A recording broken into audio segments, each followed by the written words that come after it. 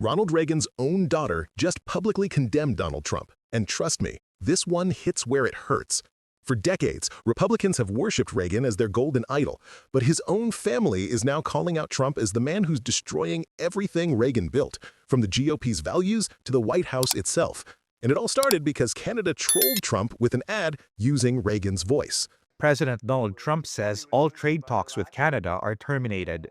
He made the announcement after Ontario released an ad that featured an audio from a speech of Republican Ronald Reagan criticizing tariffs.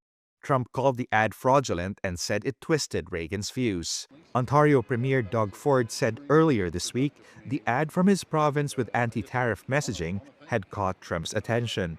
When someone says, let's impose tariffs on foreign imports, it looks like they're doing the patriotic thing by protecting American products and jobs. This is the original 1987 recording of Reagan's radio address, which was a defense of free but fair trade, in which he explained his decision to put duties on Japanese goods in a trade dispute.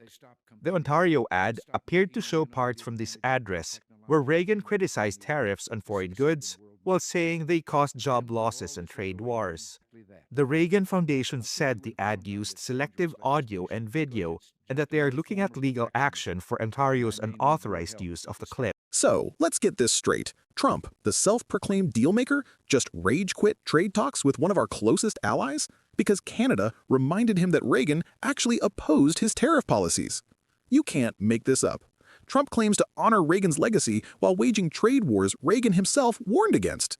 But the damage of those policies isn't just diplomatic, it's economic, and it's hitting American workers where it hurts most. We're worried about the prices going down. The Chinese have made it aware that they're not willing to absorb the cost. What if I told you that America's lobster industry, once the beating heart of Maine's coastal identity, is collapsing, while Canada enjoys billion-dollar success stories in Europe and Asia? On August 29, 2025, the numbers are brutal. Canadian lobsters now dominate 76% of China's live lobster trade compared to just 25% for the United States.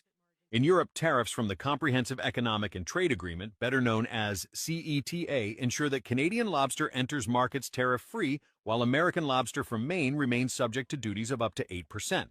That small difference in cost reshaped the industry. French restaurants in Paris and Madrid changed menus almost overnight, switching from Maine lobster to homered Canadian. German wholesalers explain that when orders stretch into thousands of pounds, the savings are decisive. The impact was immediate.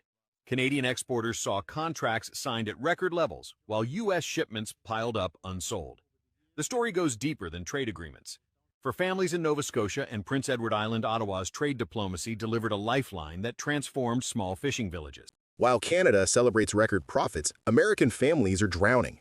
Entire industries, lobsters, soybeans, steel, are crumbling under Trump's failed America First experiment. And now, as the economic wreckage spreads, Reagan's own daughter has had enough. She's not mincing words. She's calling Trump's presidency a national tragedy, and the destruction of the White House heartbreaking. But first, I just want to ask you, I mean, looking at these images that we have been seeing throughout the days and nights this week, what goes through your mind?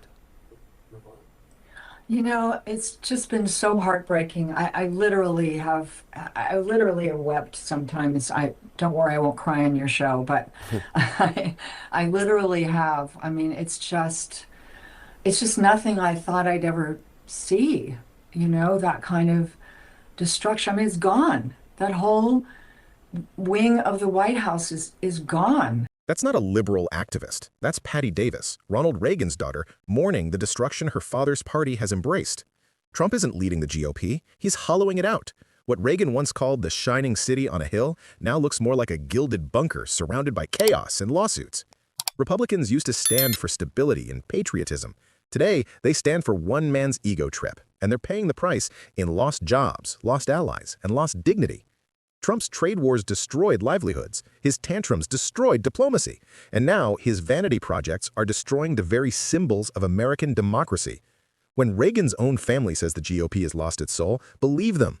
The question now isn't whether Trump broke the Republican Party, it's whether any of them have the courage to rebuild it. Thanks for watching. If you're ready to see Democrats take back control and restore integrity to American leadership, hit that like, subscribe, and bell icon. Together, we can rebuild what Trump tore down.